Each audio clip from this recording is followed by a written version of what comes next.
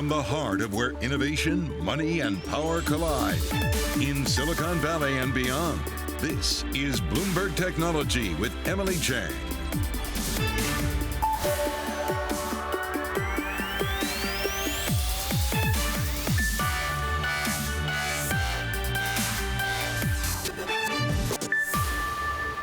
I'm Emily Chang in San Francisco, and this is Bloomberg Technology. Coming up in the next hour, Intel revs up plans to spin off its Mobileye self-driving car business in a move that could generate billions for the lagging chip maker. Is there a catch? We'll discuss.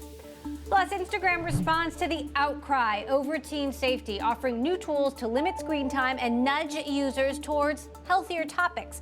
This just a day before head of Instagram Adam Mosseri is expected to be grilled by lawmakers on Capitol Hill. And Microsoft says it seized control of multiple websites being used by Chinese hackers to spy on and steal data from countries around the world. The latest scare in cyberspace this hour. We will get to all of that in a moment, but first let's get a look at the markets. U.S. stocks staging the biggest rally since March, with major averages surging nearly 2% on optimism the Omicron variant won't derail global growth. Our Ed Ludlow here now with more. Ed, take it away. Yeah, and tech was really at the heart of that. A lot of risk appetite. The Nasdaq 100, you said, jumping the most since March, up 3%. It was pretty broad-based, though. We saw semiconductors get in on the act. The Philadelphia Semiconductor Index you see on your screen, up almost 5%. And also some kind of companies that have been out of favor, not had much love recently. The Renaissance IPO ETF is a basket of stocks that have IPO'd over the last 2 years or so. We've seen such mixed fortunes, really, in that basket, but they've done really well. But for an idea of just how broad-based risk appetite has been, come with me into my Bloomberg terminal. This is a Goldman Sachs basket of non-profitable tech shares. In other words, companies that ain't making that much money. But even that index jumped by the most since April of 2020 in what was a risk-on mode this Tuesday. Also want to focus in on Bitcoin. You know, Bitcoin is interesting at the moment. It's hard to see where we go after that flash crash over the weekend. You see that really sharp decline on Saturday. We've clawed back, edged higher towards $51,000 per token on Bitcoin, and now the most bullish elements of the crypto space looking to 55,000, but hard to know where we go from that point. Of course, some really important corporate stories on Tuesday in the equity space, and these were some of the stocks on the move, starting with Peloton announcing a new boxing class product, but it wasn't much of a knockout with investors. It was one of only 12 stocks down on the Nasdaq 100. Apple up 3.5%, a fresh record high, heading towards $3 trillion of market cap. That was after Morgan Stanley gave it an equal street high of $200 a share. They're saying that the market's not really pricing in much love for future products like augmented reality and even an Apple car. And finally, Intel, you talked about in the intro, up 3%, at one point up 7%, the most since January. It's going to spin off Mobileye, the self-driving unit, but also retain a significant stake. Interesting to see what it means for that company. Emily. All right, Ed, thank you. I want to stick with that Intel news. As Ed just mentioned, the company planning to take its Mobileye self-driving car unit public by the middle of next year. The chip maker will remain the majority owner after the shares are listed. Intel bought Mobileye back in 2017 for about $15 billion, and since then the unit has consistently grown faster than its parent. Dan Newman of Futurum joins us now to discuss. So, Dan, how big do you think this spinoff could be? Well, I think the momentum in this particular space, Emily, is tremendous. We've seen the valuations that have gone into some of these AV startups that don't even have revenue. Lucid sits at a $72 billion market cap right now. Rivian, over $100 billion. And Intel, in its entirety, is at $213 billion. So we're hearing numbers like $50 billion. I think it could be larger based upon the amount of success and just the secular trend of automotive and the acceleration of semiconductors and the role they're going to play over the next decade for the advanced automotive technologies. How will this impact Intel, given that Mobileye has been such a strong performer? I mean, is there a catch? Well, I think Intel's plans move forward without any disruption. I had the chance to speak to Pat Gelsinger one-on-one today. I actually asked that question, and other equities and analysts that were on the call today asked similar questions. If you've listened to their plans, their IDM 2.0 strategy, their fab and foundry strategy, their next generation chip and packaging, and the fact that they're going to remain majority shareholder, I see this more in line with the momentum recently where companies are looking to unlock value in assets that are within their portfolio. We saw Michael Dell do this with the Dell VMware spinoff. Just last week, I believe it was, Honeywell spun off their quantum computing business and created Quantinuum. and they're looking to unlock and make quantum more investable. That will likely go public in some capacity soon. All of these cases, the assets were not providing much value in terms of these multiples. I was looking at some of these forward multiples. I mean, Tesla's forward is 123. NVIDIA, whose automotive business is relatively small, is seeing 58, but obviously has momentum in other areas. Qualcomm's at 16, Intel's at 13, and then of course those other ones I mentioned, Emily, they don't make any money yet. So the 13 forward earnings for Intel, there's a lot of value to be unlocked in something like Mobileye. Interesting you mentioned VMware, of course, because Pat Gelsinger was CEO of VMware for so many years before coming back to Intel. How do you see Mobileye competing with other electric car companies out there? Who will the main competition be? Well, I think the nice thing is whereas the others, the Teslas, the Rivians, those are complete automotive solutions. They're providing vehicles. Mobileye, I believe, has something like 41 ADAS programs going with 30 automakers across the globe. They have assets. It's not just the semiconductors, which, as I mentioned, by 2030 could make up about 20% of the bill of materials for a vehicle. But you're talking about a company that shipped 100 million of their IQ chips. They're already in many of the well-known automotive technologies. They're doing robo-taxi, but their technologies can be adopted by the OEMs. So competition, of course, from Qualcomm, competition from NVIDIA, and of course the companies like Tesla that are building their own. But there is a huge market to address here of legacy and up-and-coming AV and EV manufacturers that are going to be looking for the technology that is available today at the L2 plus, L3. But as we move into level 4 and level 5 full self-driving, that's going to be something that Mobileye is going to be well prepared to deliver solutions upon. And this will give more attention. And of course, this gives investors the opportunity to go directly towards investing in that asset, which, as we've seen, the prices in the market is something investors, both institutions and retail, are very interested in. Well, it certainly sounds like a massive deal, or that it could be a massive deal. We'll continue to follow. Dan Newman of Futurum, founding partner and principal analyst there, thank you for joining us. Well, Elon Musk is blasting President Biden's tax and spending bill. The Tesla CEO told a Wall Street Journal conference the Build Back Better package should be defeated because it would add to the country's budget deficit. That's even if Tesla would benefit from the bill, which includes funding for electric vehicle charging stations. Take a listen. The federal budget deficit is insane. It's like $3 trillion. Federal expenditures are $7 trillion. Federal revenue is $4 trillion. That's a $3 trillion difference in. If this was a company, it'd be a $3 trillion loss. So I don't know if we should be adding to that loss. That seems pretty crazy. All right, coming up, the future of smart electric cars. We're going to have an exclusive interview with the president of China's XPeng about its EV technology and the company's plans to grow globally, as well as the supply chain crunch. That's coming up next. This is Bloomberg.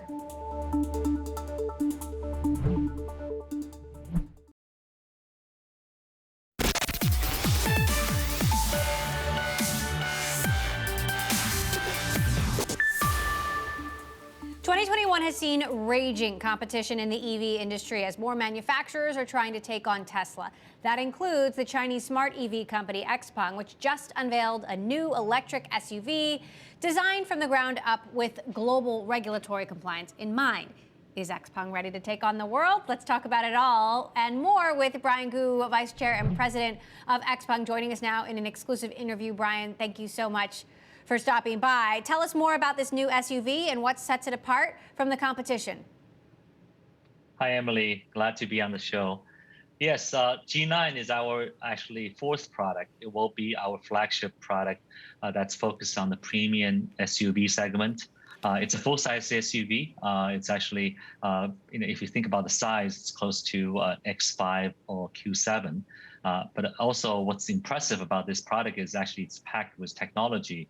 It will have our leading sort of architecture for autonomous driving that supports X-Pilot 4.0, which is an upgrade from our current 3.0 version, which will also enable city NGP driving from end to end, which means that in most of the driving scenarios in the daily driving, you will be able to enjoy autonomous features.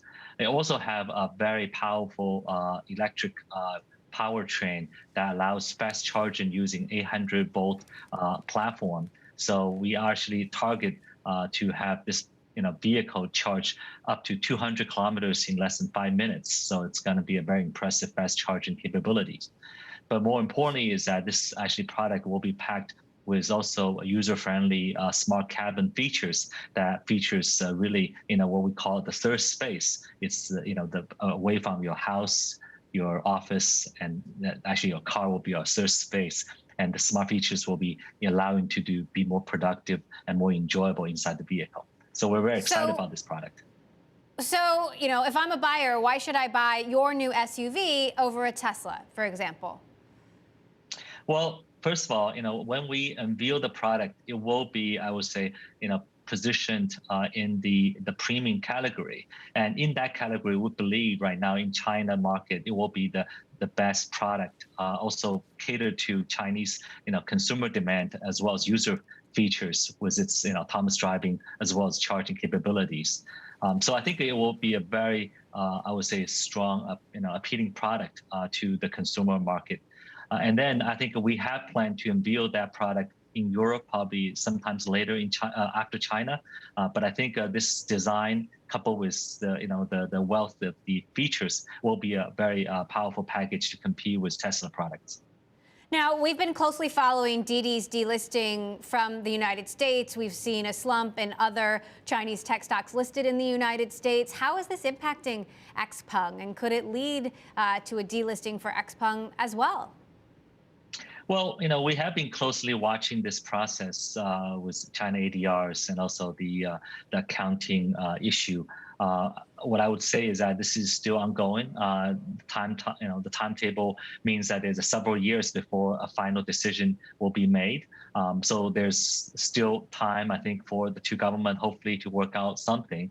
But in the meantime, we actually already completed a dual primary listing in Hong Kong, which means that XPeng can be trading independently in Hong Kong without U.S. listing if that eventually happens. So for us, we actually have the preparation already done to prepare for any eventualities. But I think this is something that we still following closely, and I think there's no certain definitive decision until probably a few years later. So given all of the additional scrutiny that is coming from the Chinese government, how confident are you that you'll move forward and continue to move forward with your plans to expand in Europe? I know that's up next. No, I think we have always think international strategy is a core, strategic decision, and I think the direction for us. Expanding in Europe, I think is natural because it is actually one of the most mature and also attractive EV markets. And also, I think Chinese products so far, if you look at smartphone or other, has been welcomed in European market. So we're very actually confident with our, sort of leading technology appeal as well as beautiful design. We'll be able to actually attract the consumer there. And I think for Chinese government, I think they are supporting Chinese companies to go broad and go global. So I think we're confident that we get the right support both from China as well as from the consumers in international markets. Would that expand to the United States as well, given the additional scrutiny coming from the Chinese government? And do you have plans to do that? Well, I think U.S. market is going to be a large one, but also it's not, it's one of the more difficult one to tackle. We need to be fully prepared before we make that decision. If you look at the auto companies that has made an effort to go into the U.S., it took decades to make it happen. So we don't want to just do it very lightly. But that's a very important market that we keep in sight. All right, XPeng Vice Chair and President Brian Gu, thank you much for stopping by. Coming up, Amazon packages piling up after an AWS shortage wreaks havoc on the e-commerce giant's delivery operation. We're live in Seattle with the latest. And as we head to break, I want to take a quick look at Stitch Fix shares falling in extended trade after the personal styling platform forecast second quarter net revenue that missed the average analyst estimate. We're going to continue to keep an eye on this. This is Bloomberg.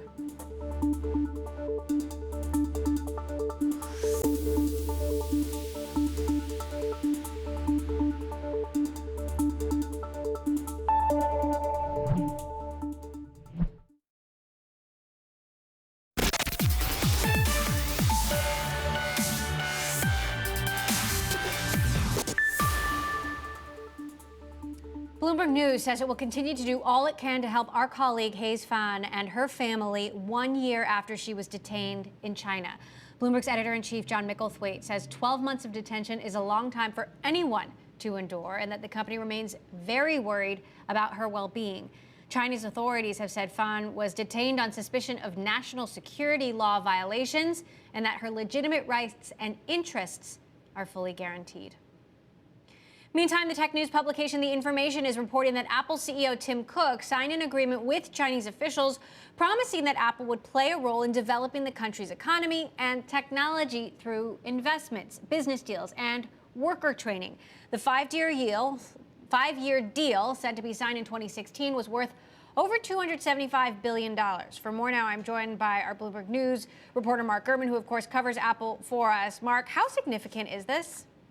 I mean, this is pretty significant. This is one of those, multi-year, multi-billion-dollar deals that Apple did not disclose. Typically, when you see a deal of this magnitude, Apple likes to disclose it, have a whole PR push around it. They certainly did that for several $100 million and billion-dollar deals in the United States.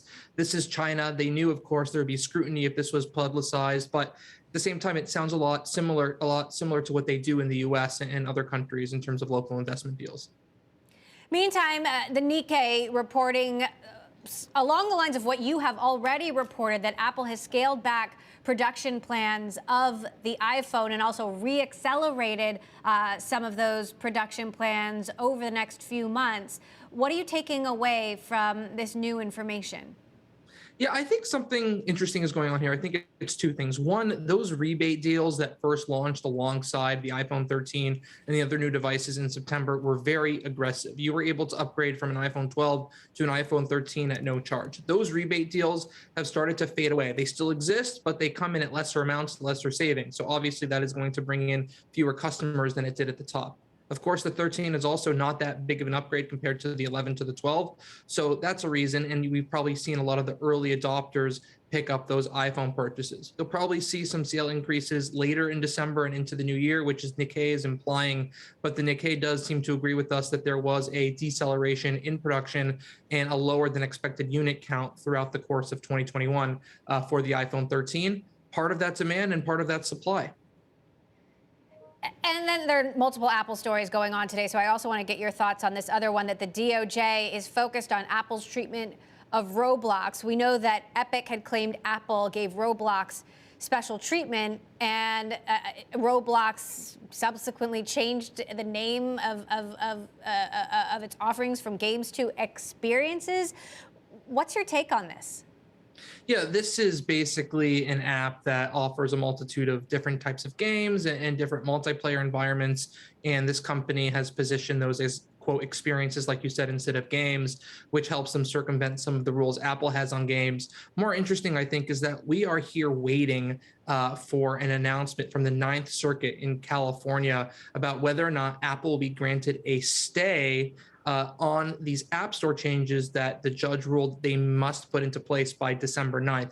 That's a few days from now, and we still don't have a final answer if Apple's going to have to go through with those changes or not. So we're paying attention to that, and of course, we will let you know as soon as we have an answer, whether Apple has to put those changes in or they get a long-term or a short-term stay on those.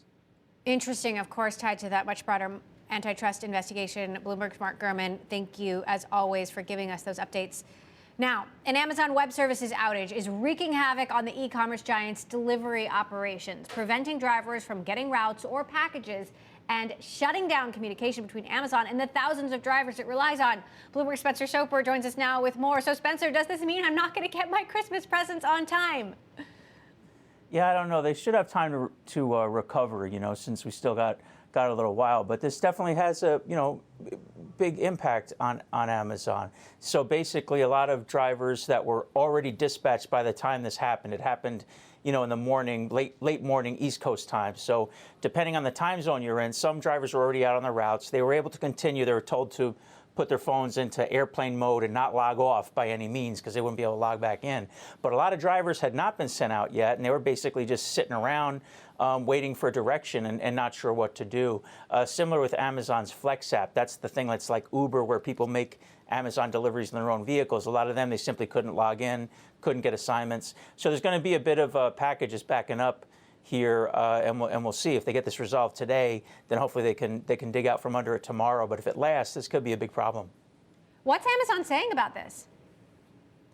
Not a whole lot. They've been posting things on their website on this like AWS health dashboard. The most meaningful thing they've said so far is that they just don't have any kind of ETA about when they'll be fully recovered. They've done some mitigation measures and things like that. But even once they get to the bottom of the problem and fix it, these things can linger for hours because all these things that were down are suddenly coming back on. And so, they're not out of the woods yet. And quickly, what do we think is the root of the problem? I don't know. That's a great question, and we'll usually get a postmortem from Amazon a few days later, and people in the industry generally say, look, these things are learning opportunities, so Amazon should be transparent to help the whole industry, learn how to avoid a similar problem down the line. All right, we'll see if they can get it together in time for the holidays, and I know you'll keep us posted. Bloomberg Spencer Soper, thank you so much for joining us. All right, coming up. Changes are a-coming to Instagram, the platform announcing new parental controls and encouraging its users to take a break from the app from time to time. The statement coming just one day out from its appearance before a U.S. Senate subcommittee, which is looking into Instagram's impact on children. Adam Mosseri, head of Instagram, will be testifying. Here's a portion of our interview with Mosseri from just a few months ago, what he had to say about having kids on the platform. Take a listen. This is Bloomberg.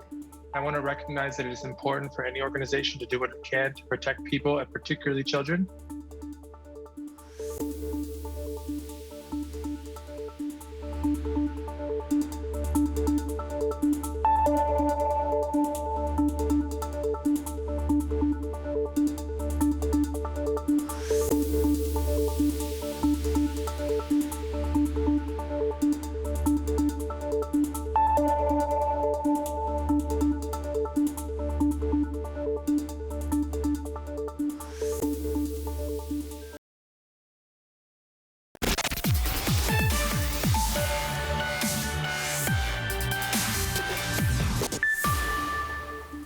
Welcome back to Bloomberg Technology. I'm Emily Chang in San Francisco. Let's get back to the markets and our Ed Ledlow. And Ed, it seems everything that's old is new again, isn't it? Bear with me on this one. So we're kind of jubilant, right? We're getting towards the end of the year. Tech stocks are higher. NASDAQ 100, biggest jump since March. Apple heading towards a $3 trillion market cap. But remember, we're off the back of 2 successive weekly declines on the NASDAQ 100. And even though the market's feeling good about Omicron and the variant, we have a Fed meeting next week. And the outlook for tightening, for rate rises, hasn't really changed. So come with me into my Bloomberg terminal and take a look at this chart. There is an element of deja vu here. See that white circle? That's the last 3 weeks of 2018, where the Fed last had its tightening cycle.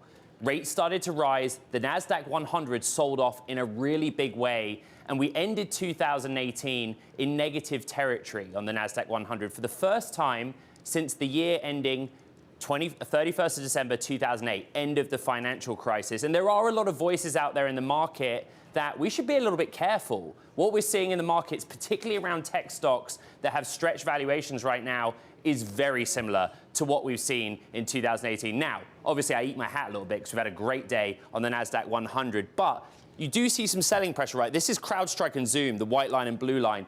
These are companies that are trading at really crazy multiples. In CrowdStrike's case, a kind of 200 times forward 12-month earnings, 22 times for Zoom. Interesting to see Apple get its price target upgrade from Morgan Stanley to $200 a share today. And one of the things that they said, we might see a flight to quality in this change of sentiment in the market because Apple trades at 22 times future earnings, which is pretty reasonable, right? That's a pretty reasonably priced stock. And so the point is that you could see some shifting in the market here because don't forget, with all the things going on in the world, the Federal Reserve does have a say, and there's a very important meeting next week. Indeed. And of course, the CEO of CrowdStrike coming up a bit later in the show, Ed. Thank you. Well, Instagram is encouraging its users to take a break if they've spent a lot of time looking at a particular topic. This is just one day before the head of the photo-sharing app, Adam Mosseri, is scheduled to testify before a U.S. Senate subcommittee that's looking into the effects of social media on kids. Bloomberg's Naomi Nix and Techonomy founder David Kirkpatrick with us now. Naomi, I'll start with you. What are the actual changes that Instagram is making to address these concerns about teen safety? Yeah, so I think one thing is important to mention is this is an opt-in feature. So, starting now for all users, Instagram is going to give you the option to receive a kind of reminder, a nudge, when you've spent, say, 10, 20, or 30 minutes on the app itself, and remind you that, there are other things you could do. Take a walk, take some deep breaths. They're also going to give you a nudge if you spend a lot of time looking at one particular topic, say, diet-related content, or even, what's been happening in Fashion Week, for instance. And then the third category that they announced was really around teen safety. And this is giving the option to teens to let their parents in on seeing, how much time they're spending on the app, and give their parents the freedom to set those limits. And so these are, a robust set of features, but they are opt-in. This isn't going to apply to everyone who maybe doesn't want it. And looking at some of the reviews so far, as you mentioned, of course, you have to choose as a user to turn this feature on. Also, it has to be one continuous session, or you're not going to get these nudges. David, do you applaud this move? Is it too little, too late, or not enough? Well, anyone who uses Instagram knows you can stare at your phone and suddenly lose 45 minutes or longer. They're now saying they consider 20 minutes to be a long session, which I found very interesting in Naomi's article. I think it's impossible to fault them for these moves. Are they truly significant? Probably not, because my suspicion is not that many people will opt in to use them, particularly teenagers. And those that do very likely will ignore the nudges that they then receive. To me, it's much more significant, the timing before Mosseri's testimony tomorrow. What are lawmakers going to press Mosseri on tomorrow, Naomi? What do you expect the line of questioning will be? Well, I expect to hear some skepticism. In fact, we've already heard it from lawmakers over the changes that were announced today, saying that the company isn't going far enough to protect teens on its platform. I would expect to hear some questions around Facebook's decision to pause its plan to build an app specifically for preteens. Facebook said they were pausing it. They didn't say they would abandon it altogether permanently. You might hear some lawmakers ask Adam to commit to doing something like that. We should probably also hear some questions around some of the documents that were surfaced, by a whistleblower not too long ago around the company's handling of teens, and particularly how the platform affects their mental health. We obviously saw some revelations about Instagram, hurting their sense of body image, and self-confidence, particularly for vulnerable teenagers. And so those are definitely a lot of pressure points facing Adam as he heads into his first congressional hearing. David, I'm curious what you think, what kinds of moves you think Instagram actually should make. So, for example, if they're nudging teenagers towards other topics like travel or architecture, is that a good thing? And do we want Instagram to be making those kinds of choices for our children as well? Like, what would pass the bar? I think to nudge people, regardless of their age, towards more variety in what they're consuming is probably a healthy thing. The kinds of changes that more and more people are looking for from Instagram and Facebook and even YouTube and other social media is more algorithmic transparency. I don't think Mosseri is going to at all. I think he's going to be very resistant to that sort of thing. He's going to sound really good. I think he'll sound better typically than Zuckerberg sounds. He'll come off as less defensive because he's a fairly savvy, more emotionally intelligent person than Zuckerberg. But I doubt if he'll offer anything fundamentally useful to the legislators. And I think, unfortunately, while algorithmic legislation makes sense, it's not imminent, and I don't know whether this hearing is going to do much beyond kind of setting off a lot of sparks and going back over those same studies that Facebook supposedly concealed about teen self-image that Naomi mentioned. Well, there's also the bigger question of whether Instagram should be, the sole focus. Of course, executives from other social media companies have testified, Snap, TikTok, YouTube as well. But is the scrutiny that Instagram is getting unfair, David, given that you ask any parent, some of their kids are already beyond Instagram. It's for older users. They're on Snap, they're on TikTok.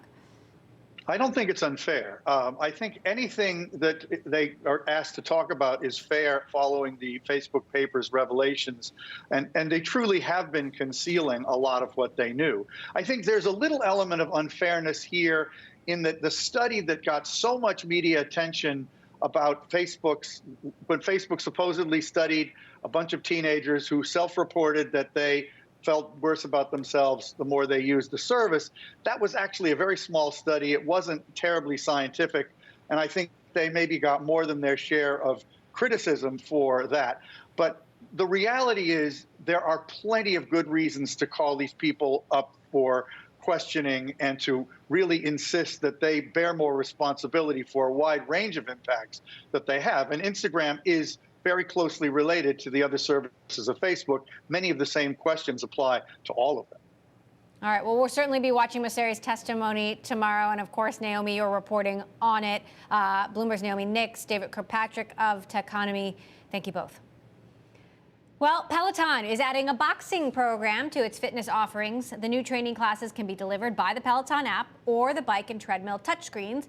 Peloton is struggling with a sales slowdown as the pandemic eases, plus many of its existing customers have been doing fewer workouts. We'll see if boxing helps. Coming up, the state of cybersecurity. We'll talk with CrowdStrike CEO George Kurtz about their latest survey on cybersecurity in 2021 and his outlook for 2022. That's next. This is Bloomberg.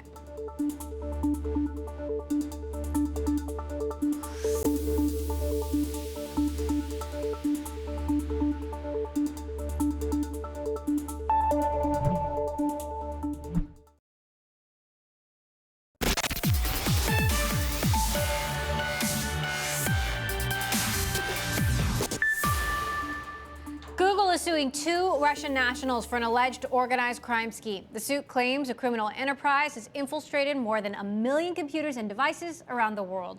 Google says the defendants created a botnet to steal users. And cybersecurity has been a growing concern, of course, for the Biden administration as cyber attacks continue to multiply, including from countries like Russia and China. The latest to date, Microsoft says they've seized control of several websites being used by a Chinese government-backed hacking group to target organizations in 29 countries, including the United States. I want to take a deeper dive into this with CrowdStrike CEO and co-founder George Kurtz. George, what do you make of this news from Microsoft that they disrupted this Chinese hack or network of hacks? Well, whenever security folks can come together and disrupt the adversary, I think that's a good thing. Obviously, China has been very active in this area. And if we can make it more expensive to disrupt them because we take advantage of dismantling their infrastructure, that's a good thing ultimately for the security industry and certainly a good thing for consumers and businesses alike.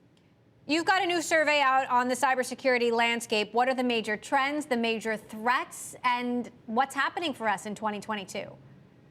Well, a big part of it was talking to IT decision makers and asking them about their current technologies and whether legacy technologies were protecting them. And 63% of respondents admit that they're losing trust in their current security vendors like Microsoft and others. And I think we've seen the attacks become so sophisticated that existing signature-based solutions and legacy technology just can't keep up with it.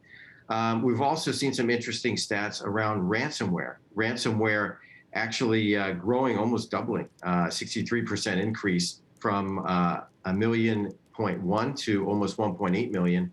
And to top it all off, even when even when corporations are paying these ransoms, they actually are getting double extorted. So instead of just getting your data back, you're actually getting extorted so that your data doesn't get dumped onto the internet. Now, you do make a comment about Microsoft saying that users are losing trust in the company. Of course, Microsoft itself has been the victim of cyber attacks. Microsoft called your research self-serving. What's your response to that? Well, at the end of the day, I think we're just presenting the facts. We didn't come up with the math on this. And I think when you talk to customers that are out there and, the feedback is they're being attacked. these technologies are not being able to prevent against them. And one of the biggest areas is zero-day Tuesday. Customers are just fatigued with constantly patching all the latest zero-day vulnerabilities, which the bad guys are taking advantage of. So, I mean, I certainly hope that Microsoft is able to address some of their issues. I mean, we want the best security for the entire landscape. But at the end of the day, it's still a big problem in that a lot of the software they have is causing the issues, and their technologies are not able to keep up with defending against those attacks. So you're saying Microsoft software is causing the issues? What evidence do you have of that? Well, if you look at a lot of the zero-day attacks, they're specifically against Microsoft. Take the, a multitude of attacks against Exchange servers as an example. If you take an example on their authentication mechanisms, credential theft is often used to get into companies and move laterally. These are all part of the Microsoft ecosystem.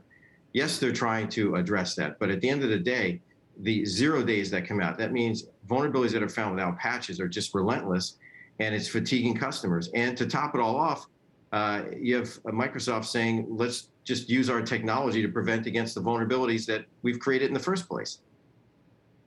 Now, there haven't been as many high-profile ransomware attacks in the second half of the year as we saw in the first half. Do you see the volume or severity of attacks declining? And if so, what do you think the next big threat really is?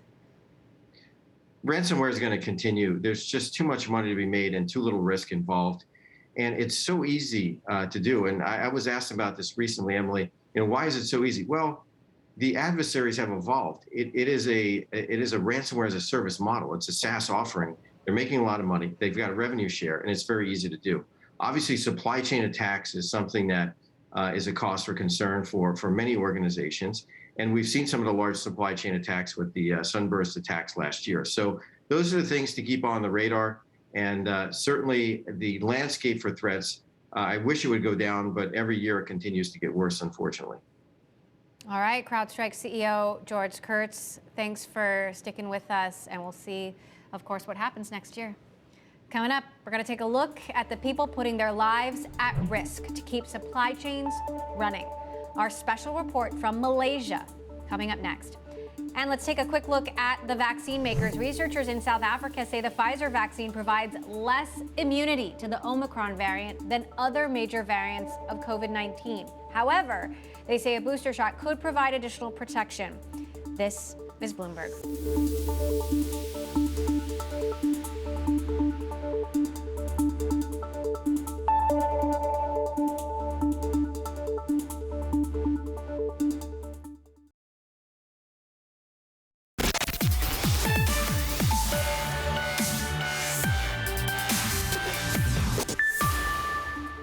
The global chip crunch continues to pressure companies that rely on semiconductors to build devices for consumers. But we rarely hear about how it affects those who make those chips. Not the chip makers, but the individual workers at these companies, especially those in poorer countries.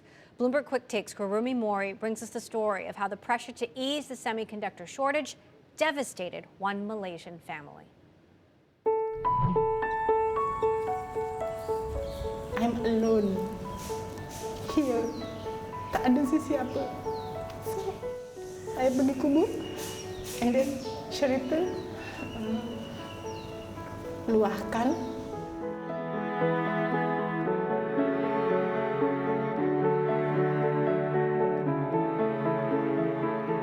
Nancy ND knew something was wrong when her husband woke up with a fever one July morning. Dia ingat dia kena hujan dan sakit kepala.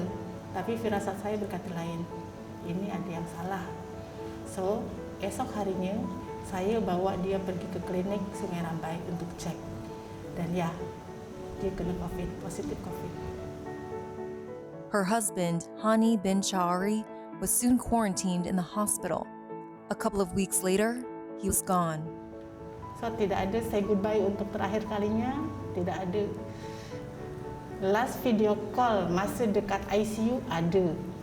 Okay, tapi suami saya dalam keadaan tidak sedar. So, ketika saya menangis, dia tidak ada respon sama sekali. Dan saya tutup penjualan tu, saya solat, 6-7 pagi, Dokter Farhana call menyatakan husband sudah tak ada. Dan ya, terus blank. Saya tak dapat pikir apa-apa.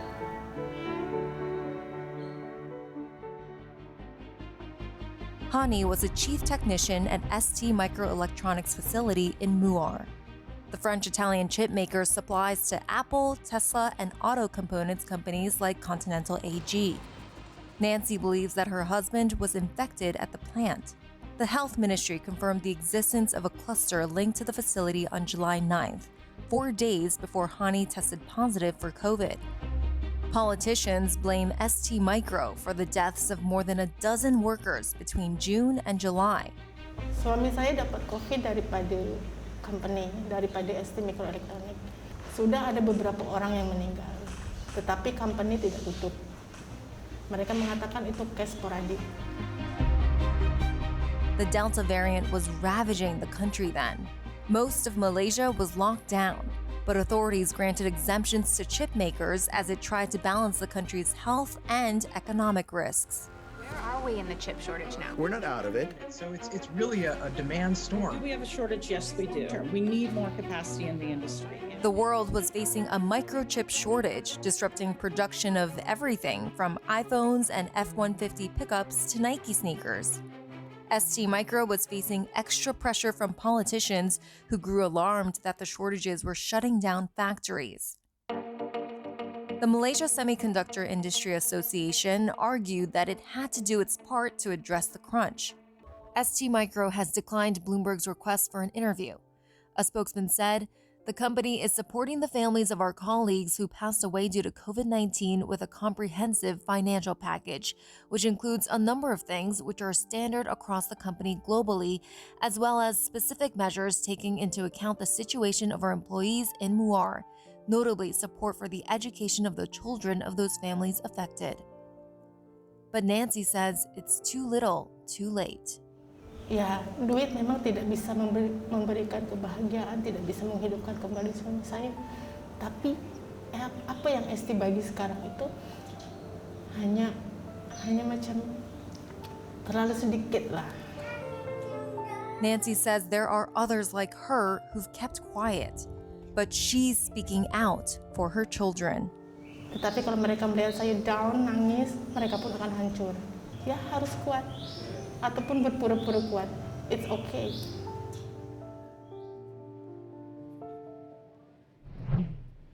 Bloomberg Quick Takes Kurumi Mori with that report there from Malaysia. And that does it for this edition of Bloomberg Technology. Make sure you tune in tomorrow. We've got another good show lined up. Steve Case of Revolution, plus Planet co-founder and CEO Will Marshall, and the founder and CEO of The Real Real, Julie Wainwright, and Adam Kovacevic from the Chamber of Progress. We'll be talking to him about Adam Mosseri's testimony, the head of Instagram, on Capitol Hill. I'm Emily Chang in San Francisco. This is Bloomberg.